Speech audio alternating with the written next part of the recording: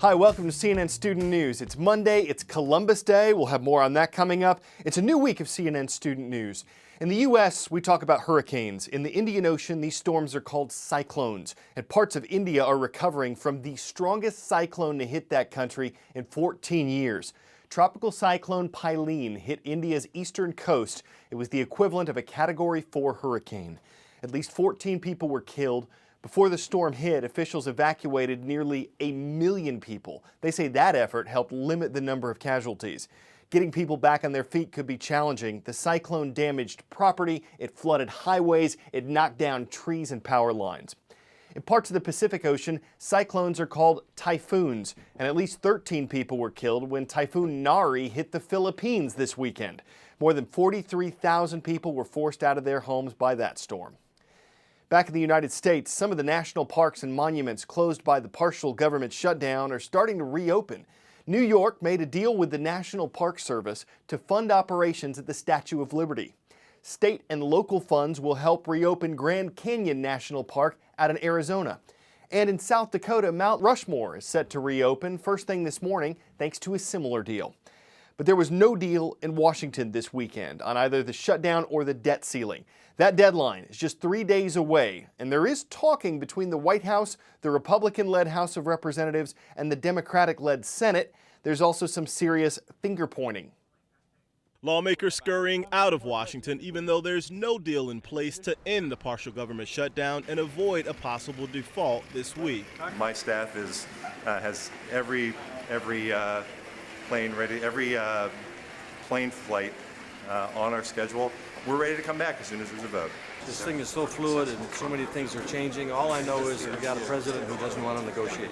Perhaps a hint of defensiveness with talks between the White House and House Republicans having collapsed and both sides blaming each other. Now all eyes on the Senate and whether Majority Leader Harry Reid and Minority Leader Mitch McConnell can work out a compromise. The conversations were extremely cordial, but very preliminary, of course. Nothing conclusive.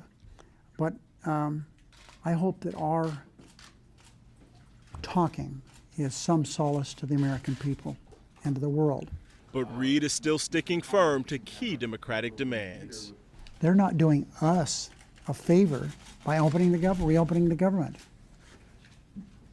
They're not doing us a favor by extending the debt ceiling. That's part of our jobs. Meantime, Republicans accuse the president of pulling a bait and switch.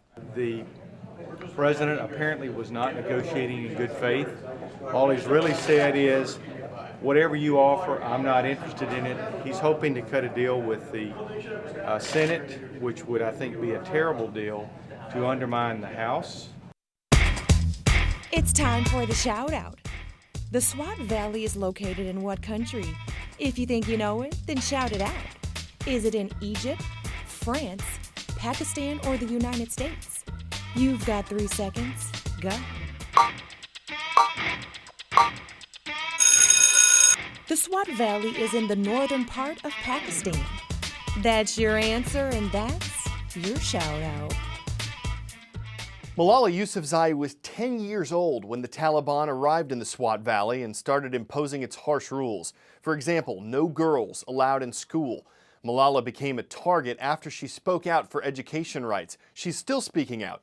In an interview with CNN's Christiane Amanpour, Malala talked about the attack on her life and about her cause, which she says a bullet could never end. He asked, "Who is Malala?" He did not give me time to answer his question. And my friend told me, my best friend Muniba, that at that time you just squeezed my hand, you just pushed it with force. And you did not say anything. And then in the next few seconds, he fired 3 bullets. One bullet hit me in the left side of my forehead, just above here, and it went down through my neck and into my shoulder. And I think I was hit by only 1 bullet, and it also affected my eardrum, so now I have problem in listening as well. It also cut down my facial nerve. But still, if I look at it, it's a miracle. My brain is saved, my spinal cord is saved, everything is fine, I am alive, and I still can talk, I can smile, so I thank God for that. Before the terrorism, we were going to school, it was just normal life and carrying a heavy bag and doing homework daily and being good and getting high marks. We could not understand what we are doing. Why are we going to school? But then later on, when the terrorists came and they stopped us from going to school, I got the evidence and they showed me a proof that yes, the terrorists are afraid of education. They are afraid of the power of education. And if a woman gets education, then she becomes more powerful. And we all know that the terrorists are afraid of the power of women as well. So now, at that time, we realized that yes, education is important because it was snatched from us. So I would like to tell every girl in UK, in America, in the countries, in the developed countries where education is available to them, that go to schools and realize its importance before it is snatched from you, as we have been suffered from that situation.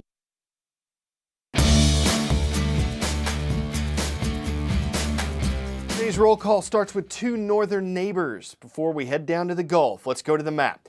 Call it the Peace Garden State, the Flickertail State, the Rough Rider State. We call it North Dakota, home of the Vikings from Kindred High. Right next door is Montana, where the Sydney Eagles are checking out CNN Student News. And finally, we hit the capital of Louisiana, Baton Rouge, to say hello to the Panthers from Woodlawn High School. He sailed the ocean blue in 1492. Of course, he mistook the Caribbean for Asia. But leading the Nina, the Pinta, and the Santa Maria, Christopher Columbus did traverse the Atlantic. And for that, he got his own holiday on the second Monday in October. Columbus was Italian, so some folks celebrate Italian-American heritage on Columbus Day. One view is that Columbus was a heroic explorer bridging Europe with the Americas. Another view looks at the effects that later had on those native to North and South America, the diseases brought from Europe, the destruction of some Native Americans' way of life. That's part of the reason why different celebrations in parts of Latin America, like Dia de la Raza, leave out Columbus himself. LaShonda Jones got interested in the U.S. Coast Guard when she was in college. Jones says that when she was growing up, she was used to people telling her what she couldn't do, that gave her more motivation to succeed. Now she's a lieutenant and she's breaking ground in the sky. It is a dream job. Flying, how cool is that? The power within, to me, means that I know where I came from and I appreciate it. It means that I can go out and run a mission and be confident and be direct. Mission first. Meet Lieutenant LaShonda Jones. She's the first black female helicopter pilot in the United States Coast Guard. But her story could have turned out much differently. When she was 2, her mother committed suicide, forcing her to live in a home that would later turn out to be abusive. The Department of Social Services took me from my home and put me in foster care. At that time, I was just turning about 16 years old, and it's hard to find placement for kids when you're that age. Despite the odds, LaShonda graduated at the top of her high school class. She then went on to attend Spelman College in Atlanta and eventually became interested in the Coast Guard.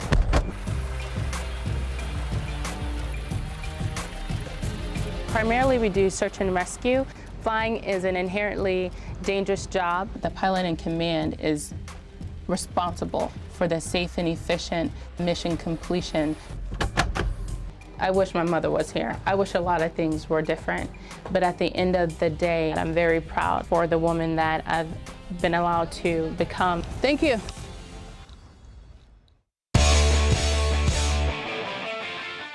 Magicians may not like to share tricks of the trade, but the one in this YouTube video is happy to share tips of the trade. He starts by offering delivery drivers 5 singles, then he makes a little presto changeo, ends up handing them 5 20s. That's a $100 tip. The sleight of hand is not taken slightly. You made it work, so here we go. 20, 40, $100. That's awesome. Yeah, it is pretty awesome. Like, tear it up. Oh, no, don't. I'm sure you can use it. If you want your magic tricks to get noticed, putting them on social media will definitely tip people off. So no matter how you slice it, that's notoriety for the tipper. And for the pizza delivery guys, it's a little extra dough. It's going to eat up all our time for the day, but we'll reappear tomorrow just like magic. See y'all then.